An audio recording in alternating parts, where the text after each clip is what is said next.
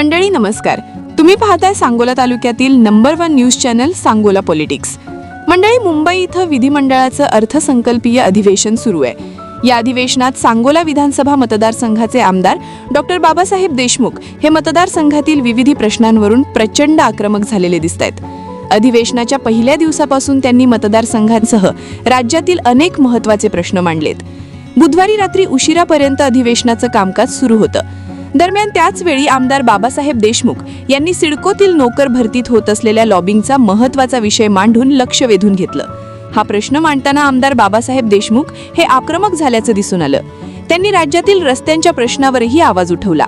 आमदार बाबासाहेब देशमुख नेमकं काय बोलले ते या व्हिडिओत पाहूयात। मी विरोधकांच्या प्रस्तावाला पाठिंबा देण्यासाठी या ठिकाणी थोडक्यात 2 मिनिट उभा आहे। आज या प्रस्तावामध्ये सिडको बद्दल मुद्दा घेतलेला आहे आणि सिडकोने 8 फेब्रुवारी 2025 रोजी सहयोगी नियोजनकार, उपनियोजनकार, कनिष्ठ नियोजनकार आणि वास्तुशास्त्रज्ञ अशा विविध पदासाठी जाहिरात प्रसिद्ध केली होती सर।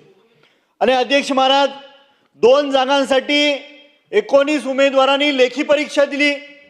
200 गुणाची परीक्षा होती आणि त्यामध्ये 13 उमेदवारांची कागद पडताळणी झाली आणि 13 पैकी 8।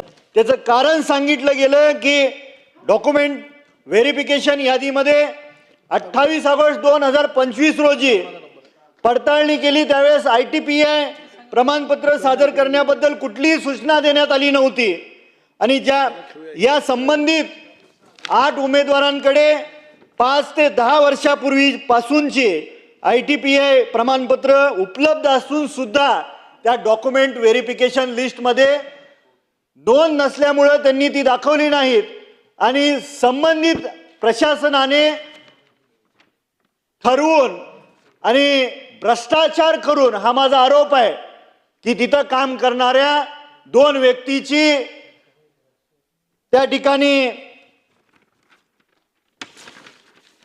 त्या 2 व्यक्तींना नोकरी देण्यासाठी प्रशासनाने पूर्ण ताकद वापरली आणि 8 उमेदवारांना त्या यादीतून अपात्र केलं।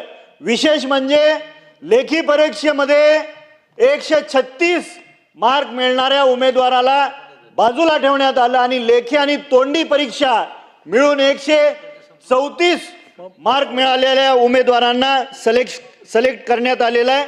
तर आपल्या राज्याचे मुख्यमंत्री संवेदनशील आहेत, ते याच्याबद्दल तात्काळ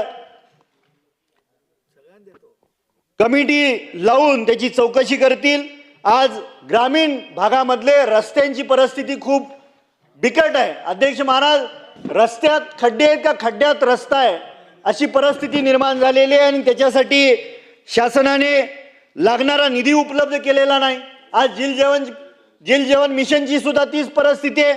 जवळपास 51,560 योजनांपैकी 21,429 योजना अपूर्ण आहेत, कारण निधीच उपलब्ध नाही आणि याच्यासाठी शासनाने अपूर्ण कामं पूर्ण करण्यासाठी विशेष टास्क फोर्स तयार करावा आणि उद्याच्या येणाऱ्या बजेटमध्ये त्याची आर्थिक निधी उपलब्ध करून द्यावा। आपण मला बोलण्याची संधी दिली त्याबद्दल धन्यवाद।